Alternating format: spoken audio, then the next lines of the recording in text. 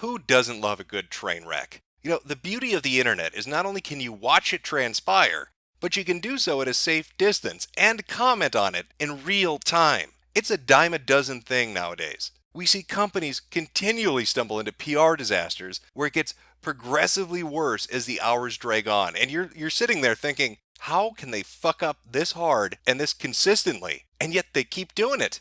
It's like fucking magic.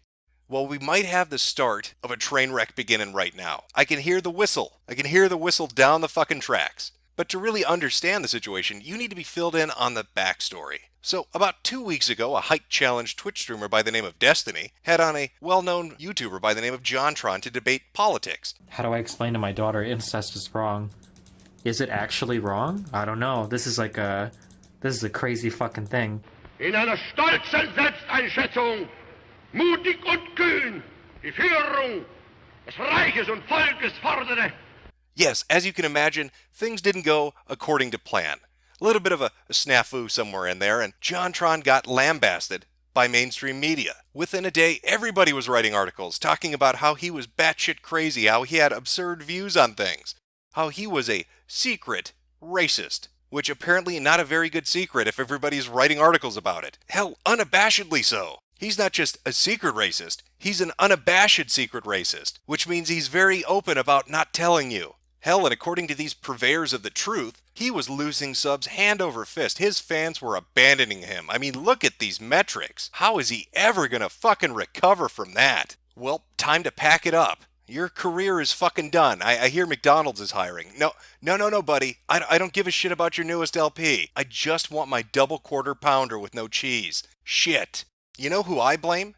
The fans. They should have been able to spot the early warning signs. The man is named after a fucking Disney villain, for Christ's sake. He even has the fucking bird. How did you not see it coming? Obviously, this olive-skinned son of Iranian immigrants is a hardcore white nationalist neo-Nazi. It makes complete and utter sense. I've heard stories that John, going on a Jew safari Jafari, likes to infiltrate bar mitzvahs and recite the 14 words while firing fully automatic weapons at people. Now, I can't confirm that. I'm not a reporter. I've got to wait for the real guys. BuzzFeed and Huffington Post to jump on this fucking story. So now you have the backstory on what happened with JonTron a few weeks ago and the bad press he got in relation to that. Now, the other piece of the puzzle is a video game, Yooka. Now, this is a game that was kickstarted and made an enormous amount of money because of the names that were attached. It's a spiritual successor made by the people that worked on the Banjo-Kazooie games. So you can imagine there was a lot of hype around it. And from the footage that's been shown, it looks like it's probably a good game. Well, it turns out that JonTron was offered a voice role in the game. A minor part from what I understand, but nonetheless, they offered it to him. And from what people tell me, he is a big fan of the series, so that was probably a big deal to him. I mean, here's the spiritual successor to this game. The people that are working on it, who worked on the originals, want him to come and do a voice. How fucking cool is that? But oh boy, here comes NeoGAF. You know who they are. That's the trans rights forum that talks about white privilege all the fucking time. NeoGAF. Well, they caught wind that JonTron was going to have a voice acting role in the video game. They did not take that news too well, and they took it upon themselves to contact the people on the development team to try to persuade them to remove him from the game entirely. For those of you out there who are unfamiliar with how NeoGAF persuades developers to do what they want, just take a look at some archival footage from the last time they had a complaint that they wanted to voice. Hey,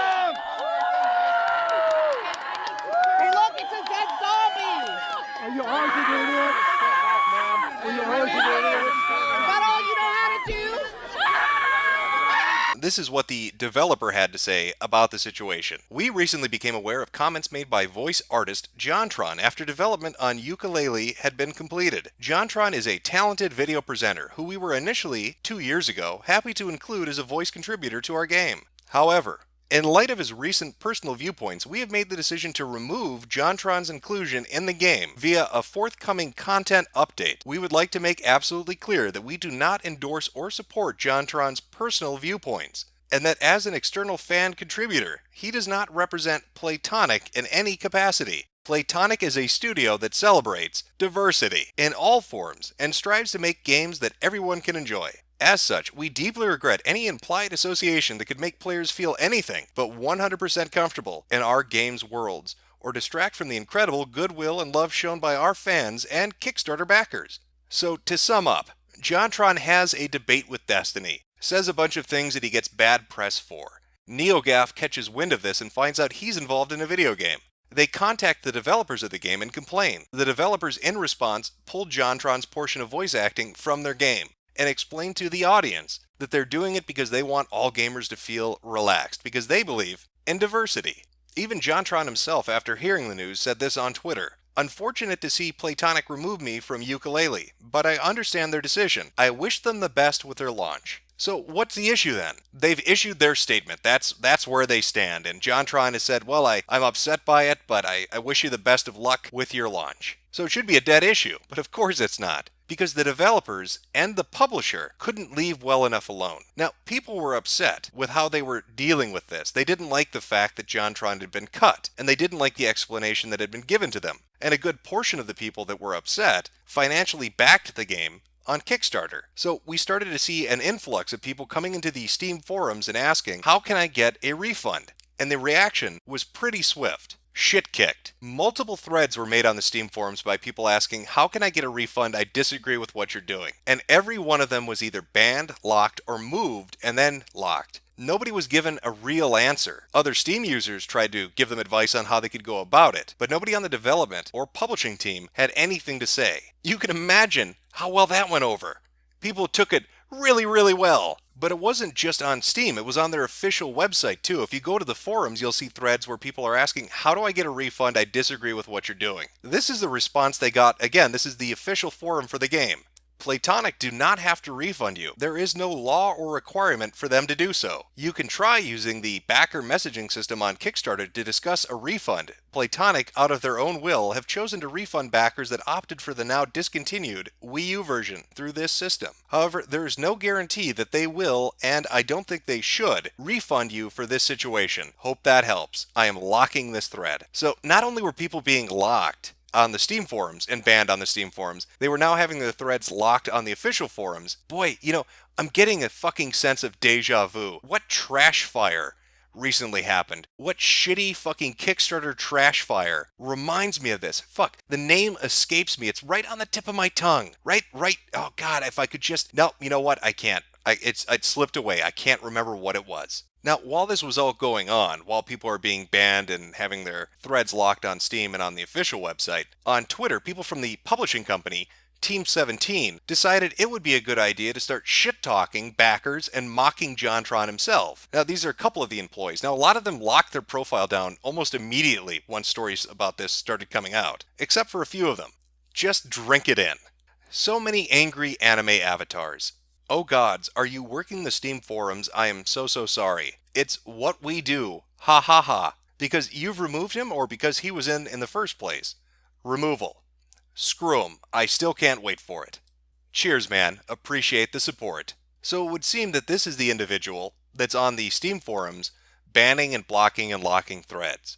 Of course, he wasn't the only one. Another Team 17 employee happened to like a bunch of tweets. One of them was from Kurt Schilling. Imagine being disappointed you can't get to hear JonTron's voice acting in Yooka. Now, what was the context of that tweet? What did he mean by that? Well, I think this clears it up. This was a two-part tweet. Damn, I was really looking forward to hearing JonTron go blurble, blurble, garb, blurble, blurble, garb, an idiot. And then he goes on to say, imagine being disappointed you don't get to hear that in Yooka. What a bunch of lovely people. Not only do they like to like and favorite and retweet and shit-talk backers, but now they want to start making fun of the way JonTron sounds.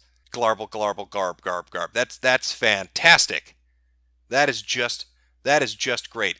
I wonder why they didn't have that opinion before this started. For the last, 2 years that he said they had contacted him? But now all of a sudden they don't like his voice. Now he has a problem speaking, enunciating, saying things in the way they want him to say it. Kind of a dick move. You have all these financial backers that are pissed off. They were pissed off with the original decision and upset about it. But now it's being added to by the fact that the people that are running the Steam discussion forums, the people that are running the websites, forum discussions, employees on Twitter, are basically mocking people that gave money to this, making fun of them and refusing to answer their questions or to give them a resolution to what they feel upset about. I'm not sure what they expect is going to happen once they release this game, if they think that people's goodwill is going to carry it to great sales after they saw how they behaved and how their employees treated potential customers over the course of the last 2 days. But I am left with one major question that I can't get out of my mind. If JonTron was too toxic to have associated with this particular endeavor, as they said, we want people to feel relaxed and unwind. We don't want his personal viewpoints tainting their gameplay experience. But yet, they'll take the money of Kickstarter backers who agree with JonTron or are fans of JonTron or didn't see anything that he said as being wrong. Now, if you want people to feel relaxed and unwind and not have a tainted project, shouldn't you be offering refunds? I mean, you don't want to take the money of bigots, do you? What are you going to tell that diverse transkin pony spirit when they find out that a mean old white nationalist gave you $5 on your Kickstarter? Do you want that blood money making your video game? I mean, shouldn't you refund everybody that asked for it if they tell you that they're a bigot? Because, again, you don't want your product tainted with that toxicity, right? That's why you got rid of JonTron, so you should get rid of backers that do the same. You should give them back their money, because that's your principled moral stand, right? Because you really believe the shit that you're spouting, yeah?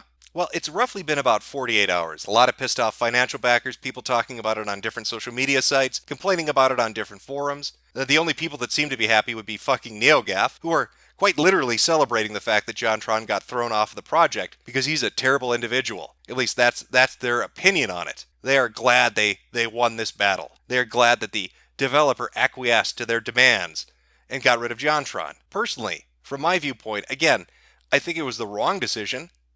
I disagree with what they did, but it is their product to do with as they please. However, that cuts both ways. They can make a decision on what they want to do with their product. Potential customers and financial backers can make a decision on what to do with their money. If you want to take this route, you need to be prepared to face the consequences of upset, angry people. And trying to block them and ban them and lock the threads and basically tell them to go fuck themselves is a really terrible approach.